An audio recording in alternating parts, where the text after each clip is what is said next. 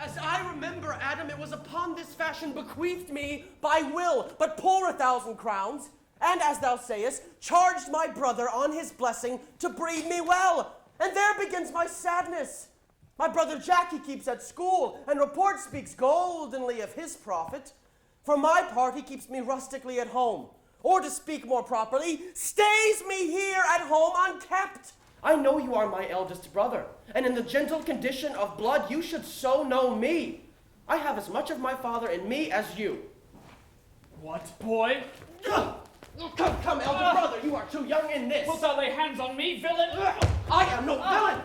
I am the youngest son of Sir Roland de Boys. He was my father, and he is thrice a villain that says such a father begots villains. Sweet masters, be patient, for your father's remembrance be at accord. Let me go, I say! I will not, till I please. From henceforth I will, coz, and devise sports. Let me see, what think you of falling in love? Ooh, for those that she makes fair, she scarce makes honest. And those that she makes honest, she makes very ill-favoredly. Nay, now thou goest from fortune's office to nature's. Fortune reigns in the gifts of the world, not in the lineaments of nature.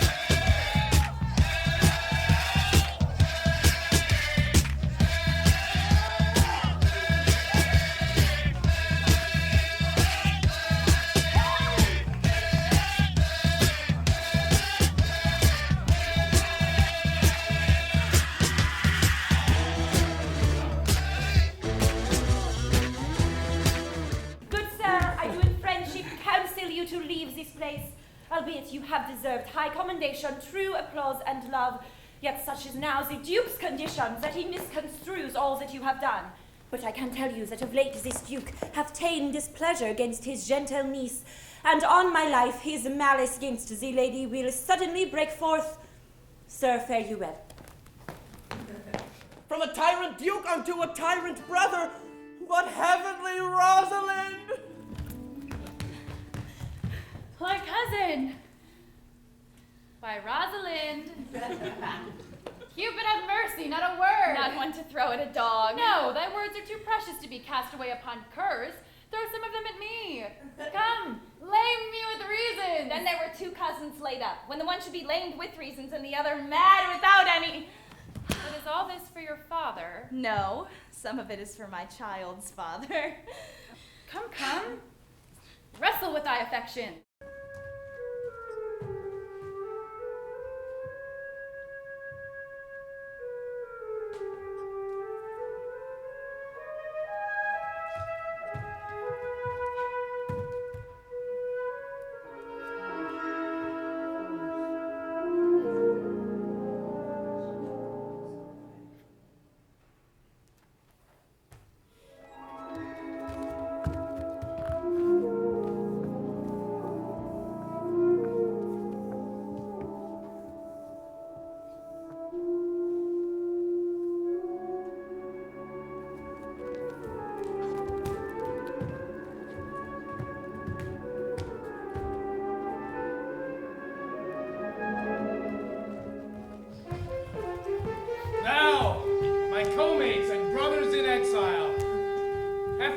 Custom made this life more sweet than that of painted pomp. I smile and say, this is no flattery. These are counselors that feelingly persuade me what I am.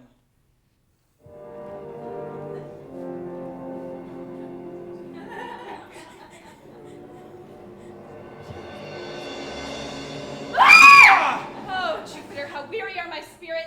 care not for my spirits if my legs were not weary. I pray you bear with me. I cannot go no further. For my part, I'd rather bear with you than bear you. Well, this is the forest of Arden. I pray you, one of you question yonder man, if he for gold will give us any food. I faint almost to death. Hola, you, clown. Peaceful, he's not thy kinsman. Oh, who calls? Your betters, sir. Else are they very wretched? Peace, I say. Come hither, come hither, come hither. You shall see no enemy, but winter and rough weather. Thou seest we are not all alone unhappy. This wide and universal theater presents more woeful pageants than the scene wherein we play in. All the world's a stage, and all the men and women merely players. They have their exits and their entrances, and one man in his time plays many parts, his acts being 7 ages at first, the infant, mewling and puking in the nurse's arms, and then the whining schoolboy. Blow, blow, thou winter wind, thou art not so unkind as man's ingratitude. Thy tooth is not so keen, because thou art not seen, although thy breath be rude.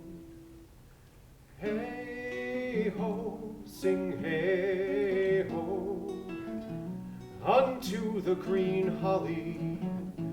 Most friendship is feigning, most loving mere folly. Then hey ho, the holly.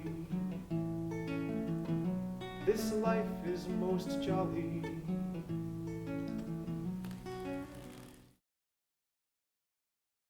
Extent upon his house and lands. Do this expediently, and turn him going. Hang there my verse, in witness of my love. And thou, thrice-crowned queen of night, survey with thy chaste eye from thy pale sphere above thy huntress name, that my full life doth sway.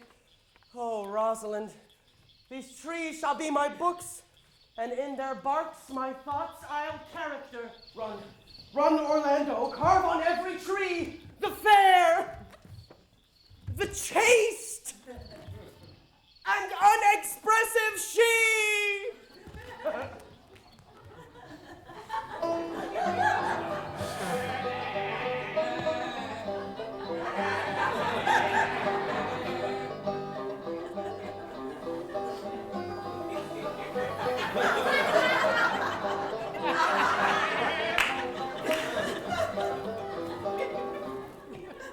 Tongues I'll hang on every tree, that shall Sybil saying show. Somehow brief the life of man runs his erring pilgrimage, that the stretching of a span buckles in his sum of age, some of violated vows twixt the souls of friend and friend, but upon the fairest vows, or at every sentence end, will I Rosalinda write, teaching all that read to know the quintessence of every sprite. Quintessence. Think not I love him, though I ask for him. 'Tis but a peevish boy, and yet he talks well. But what care I for words? Yet words do well, when he that speaks them pleases those that hear. It is a pretty youth, not very pretty, but sure he's proud, and yet his pride becomes him. He'll make a proper man. Had they marked him in parcels as I did, would have gone near to fall in love with him. But for my part, I love him not, nor hate him not. And yet, I have more cause to hate him than to love him. For what had he to do to chide at me? He said mine eyes were black, and my hair black, and now I am remembered scorned at me. Oh, I marvel why I answered not again. But that's all one. Omittance is no quittance. I'll write to him a very taunting letter, and thou shalt bear it. Wilt thou, Silvius? Phoebe, with all my heart. Oh, I'll write it straight. Why, how now, Orlando? Where have you been all this while? You Whoa. a lover? And you served me such another trick, never come in my sight more. My fair Rosalind, I come within an hour of my promise. Break an hour's promise in love? He that will divide a minute into 1,000 parts, and break but a part of 1,000th part of a minute in the affairs of love, it may be said of him that Cupid hath clapped him on the shoulder, but I'll warrant him heart whole. Pardon me, dear Rosalind. Nay, and you be so tardy, come no more in my sight. But he hath a Rosalind of a better leer than you. Come, woo me. Woo me! For now I am in a holiday humor and like enough to consent. What would you say to me now, and I were your very, very Rosalind? I would kiss before I spoke.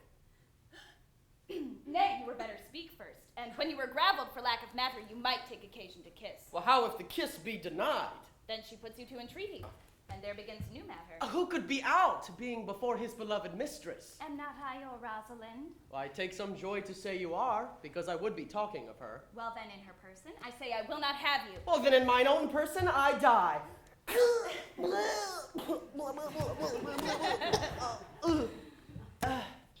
Have you no song, Forester, for this purpose? Yes, sir. Sing it. 'Tis no matter how it be in tune, so it make noise enough. What shall he have that killed the deer? His leather skin and horns to wear. Take thou no scorn to wear the horn. It was a crest ere thou wast born. Thy father's father wore it, and thy father bore it. The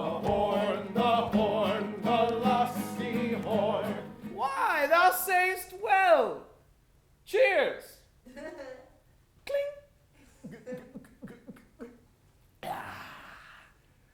I do now remember a saying. The fool doth think he is wise, but the wise man knows himself to be a fool. Whoa. You do love this maid? I do, sir. Give me your hand. Art thou learned? No, sir. Then learn this of me. To have is to have, for it is a figure in rhetoric that drink being poured out of a cup into a glass, by filling the one doth empty the other. For all your writers do consent that ipse is he. Now, you are not ipse, for I am he. Good shepherd, tell this youth what 'tis to love. It is to be all made of sighs and tears. And so am I for Phoebe. And I for Ganymede. And I for Rosalind. And I for no woman. It is to be all made of faith and service. And so am I for Phoebe. And I for Ganymede. And I for Rosalind. And I for no woman. It is to be all made of fantasy, all made of passion, and all made of wishes, all adoration, duty, and observance, all humbleness, all patience and impatience, all purity, all trial, all observance, and so am I for Phoebe. And so am I for Ganymede. And so am I for Rosalind. And so am I for no woman. So, why blame you me to love you? If this be so, why blame you me to love you? If this be so, why blame you me to love you? Who do you speak to? Why blame you me to love you? To her that is not here, nor doth not hear. Pray you no more of this. 'Tis like the howling of Irish wolves against the moon.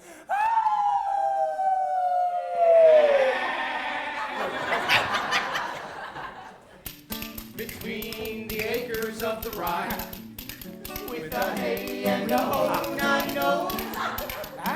These pretty country folks would lie.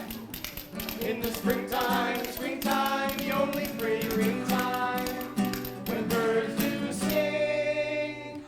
Oh! A ring-a-ding-ding. Sweet lovers love the spring. And therefore take this present hour with a hey and a ho, now you know. Because this life is but a flower. In the springtime, the only pretty ringtime, when birds do sing. Sweet lovers love the spring. Sweet lovers love the spring.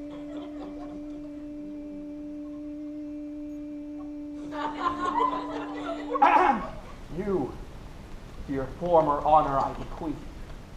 Your patience and your virtues well deserve it. You, to a love that your true faith doth merit it. So, to your pleasures, I am for other than dancing measures. Stay, Jaques, stay! To see no pastime I, what you would have. I'll stay to know at your abandoned cave. Proceed! Proceed! We will begin these rites as we do trust the land in true delight! Here we go again.